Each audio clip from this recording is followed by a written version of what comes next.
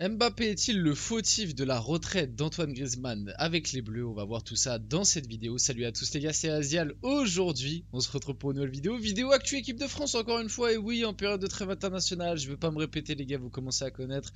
Il y en a que pour l'équipe de France et notamment encore une fois des informations autour de Kylian Mbappé. Car oui, il a fait beaucoup parler de lui lors de ce rassemblement. Bon, c'est pas la première fois, lors du dernier rassemblement, il avait aussi fait pas mal parler de lui. Puis bon, hein, on commence à connaître le personnage. Dans cette vidéo, on va voir pas mal de choses. On va essayer de se poser la question et d'y répondre, de débattre un petit peu tranquillement sur le fait que est-ce que finalement Mbappé n'est pas l'une des causes principales du départ à la retraite d'Antoine Griezmann? Vous allez voir, on va essayer de développer un petit peu sur ça parce que on va aussi revenir sur la déclaration du porte-parole du groupe de supporters de l'équipe de France, les gars. Et lors de ce rassemblement, du coup, grâce à ces actus-là, j'ai appris un truc. J'ai appris que l'équipe de France avait un groupe d'ultra. Je vous dis la vérité, je n'étais pas au courant. Alors c'est pas un gros groupe d'ultra, mais bah, ils étaient présents d'ailleurs lors du déplacement à Israël. Mais j'avoue que je me doutais bien qu'il y avait des supporters qui faisaient des déplacements et tout avec l'équipe de France, mais qu'il y avait réellement un groupe d'ultra qui suivait tous les matchs, etc. Je n'avais pas l'information. Alors peut-être que vous allez me prendre pour un gros débile, mais voilà, on apprend des choses tous les jours. Avant que la vidéo commence, n'hésitez pas à la liker, à commenter, à partager, à vous abonner. Ça fait toujours plaisir et ça aide pour le développement de la chaîne. Vous connaissez, ça vous prend 2 secondes, c'est gratuit. Et pour nous, surtout les petits créateurs, mais pour tout le monde, globalement, c'est ce qui aide énormément pour développer une chaîne, etc., etc. Donc si vous aimez, n'hésitez pas. Donc Fabien Bonnel, porte-parole des irrésistibles français sur Mbappé. Ce qui ressort de cette semaine pour nous, c'est que le vrai capitaine est parti, celui qui était adoubé par les supporters, Antoine Griezmann. Donc comme je vous l'ai dit déjà, on a appris une chose assez intéressante, en tout cas moi personnellement, c'est qu'il y avait un groupe de supporters, un groupe d'ultra français, donc les irrésistibles français. Son porte-parole du coup, bon, sur la décla, moi je vais pas me répéter, vous connaissez mon avis maintenant sur cette histoire de Capitana. Bon voilà, ça a été une petite mascarade et je pense que bah maintenant tout le monde est de cet avis-là, en tout cas quasiment tout le monde à l'heure actuelle pense que ça a été une erreur d'avoir nommé Mbappé capitaine après la Coupe du Monde 2022, qu'il fallait le donner à Antoine Griezmann, que c'était le choix logique, que Griezmann était la personne qui regroupait le plus de choses pour moi pour remplir ce rôle. Que ce soit par rapport à son expérience, par rapport à son niveau de jeu, par rapport à son importance, que ce soit dans le vestiaire, que ce soit même sur le terrain, parce que c'était lui qui vraiment crée l'équilibre, le lion. Et pour moi, ce capitana, ça lui a brisé quelque chose. Ça, maintenant, on le sait, on s'en rend compte avec le recul que ça lui a brisé, cassé sa confiance et sa relation avec Didier Deschamps, en tout cas à petit feu. C'est le point qui a fait que ça s'est dégradé par la suite et qui a mené même au point où on en est actuel. C'est-à-dire que les deux ont une relation plus compliquée qu'à l'époque et du coup aussi pour ça peut-être cette décision de partir à la retraite. Et bah, par rapport à Mbappé, malgré tout, ça crée une petite cassure, tu vois. Parce qu'en plus, moi, je trouve qu'il y a plein de choses qui, lors de la prise du capitanat de Mbappé, moi, je trouve qu'il y a pas mal de petits détails où on est passé outre ou alors on n'en a pas réellement beaucoup parlé, alors que c'est des dingueries ce qu'a fait Mbappé. Déjà, réclamer le brassard, c'est-à-dire que normalement, un brassard, ça ne se réclame pas, c'est quelque chose que l'entraîneur l'entraîneur doit choisir un capitaine en fonction d'une personnalité qui ressort, en fonction de ce qu'il estime être le meilleur pour le groupe. Normalement, un brassard de capitaine, déjà, ça se réclame pas. Et là, on le sait que Mbappé l'a réclamé. Comme je vous l'ai toujours dit, là où Deschamps s'est fait piéger, c'est que je pense qu'il y a eu le combo, l'euphorie de la finale de Coupe du Monde 2022 où il s'est dit oh, Mbappé il est stratosphérique, plus le combo que bah, entre Griezmann et Mbappé, bah, si tu le donnes à Griezmann et que tu le donnes pas à Mbappé, bah, Mbappé tu sais très bien qu'il est plus enclin à bouder, à créer des problèmes, à créer des polémiques, là où Griezmann, et bah on l'a vu aussi pendant l'Euro, le changer de poste, etc. C'est le mec qui va être là, va se taire, essayer de faire le moins de polémiques possible, moins de problèmes possible, en tout cas aux yeux du grand public. En interne, on sait que des fois, ils ont leur ego. On sait que des fois, Griezmann, il a pu aussi mettre sa petite pierre à l'édifice pour certains trucs, mais voilà, globalement, je pense que Deschamps s'est fait piéger par ça. Et pour en revenir, il y a pas mal de petits détails qu'a fait Mbappé depuis qu'il est capitaine. Moi, je trouve que c'est vraiment des dingueries, notamment par rapport à Griezmann. Et c'est pour ça que pour moi aussi, entre les deux joueurs, cette décision-là, malgré tout, a créé aussi une petite cassure entre les deux joueurs.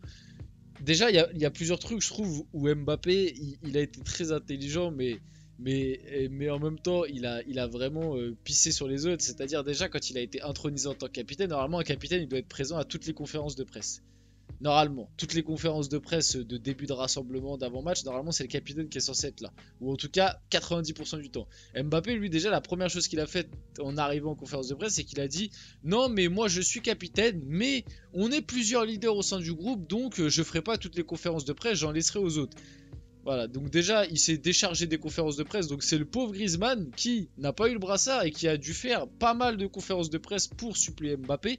Donc par rapport à ça, il a été malin. Comme ça, il a pu vesquiller beaucoup de conférences de presse en expliquant que, en fait, l'équipe de France, c'est un groupe, on est plusieurs leaders, etc. Le truc qu'il a fait pendant l'Euro sur Griezmann, où en gros on a posé la question à Mbappé, ah oui Griezmann on le sent un peu moins bien pendant cet Euro, et en gros il a acquiescé, il a dit oui faut le soutenir, en ce moment il est pas bon, alors que Mbappé est en train de faire un Euro catastrophique, là où Griezmann, lui, au début de l'Euro, quand on lui a posé les questions sur Mbappé, qu'on a dit ah Mbappé il est pas bon en ce moment, Griezmann l'avait défendu en expliquant ouais les gars vous êtes durs, il a quand même mis 44 buts cette saison, je m'en rappelle, j'en avais fait une vidéo de ça déclat. Oh les gars vous êtes durs, il a quand même mis 44 buts cette saison et vous êtes en train de me dire qu'il est mauvais, ça reste notre capitaine, etc. Donc en gros d'un côté t'as Mbappé qui quand on lui dit que Griezmann il est nul, il acquiesce et il dit ah faut l'encourager parce qu'en ce moment il pue la merde, et de l'autre côté quand on dit à Griezmann qu'Mbappé est mauvais, on a quelqu'un qui prend sa défense et qui dira les gars vous êtes durs, regardez un petit peu ce qu'il fait, ses statistiques, etc.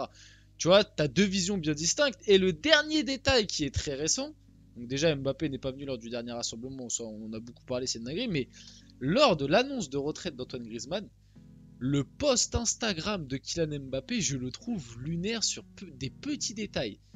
Quand tu le vois à première vue, tu te dis ouais, un post Instagram basique, mais Mbappé, dans son post Instagram pour le départ de Griezmann à la retraite, il dit tu as eu la lucidité de prendre cette décision au bon moment ou un truc comme ça, c'est tout à ton honneur. Donc pour moi, quand je prends cette phrase-là, ça veut dire qu'en gros, t'es en train de un petit peu signifier ah t'as été lucide de te rendre compte que c'était le moment pour toi de partir parce que t'avais plus le niveau. Pour moi, c'est un petit peu comme ça que je le prends. Et en plus, le dernier truc pour Mbappé, ce qui est bien, c'est que ce départ de Griezmann lui laisse les pleins pouvoirs, parce que Griezmann, c'était entre guillemets la dernière grosse tête du vestiaire.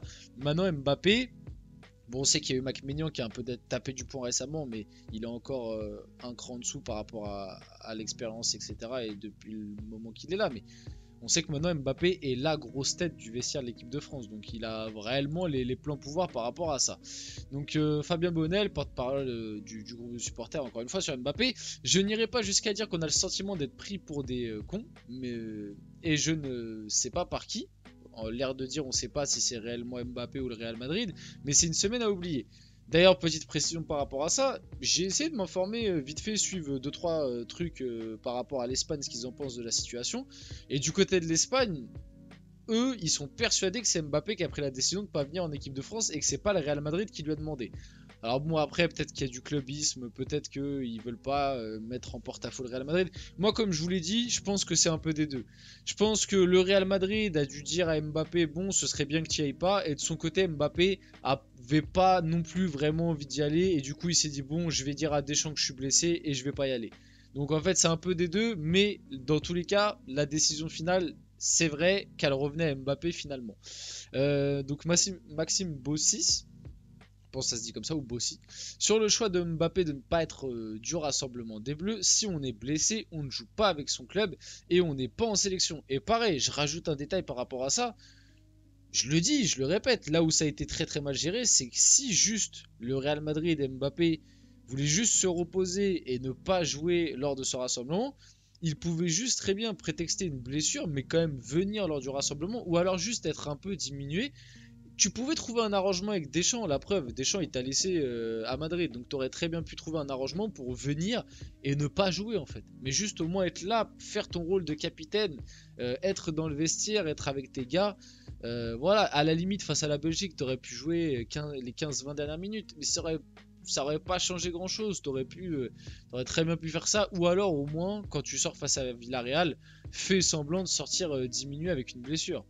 Ce rassemblement n'a aucune importance. Ça, c'est Marion Bartoli qui comprend que Kylian Mbappé ne soit pas appelé en équipe de France pour se préserver. Et je dirais que quand tu es capitaine de l'équipe de France, il n'y a pas d'importance dans un rassemblement en fait.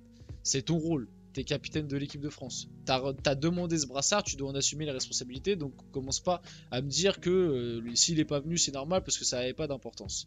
On va finir la vidéo là-dessus. J'espère que cette vidéo vous a plu. Si c'est le cas, n'hésitez pas à la liker, commenter, partager et vous abonner les gars. C'était Azial. On se retrouve très rapidement pour une prochaine vidéo.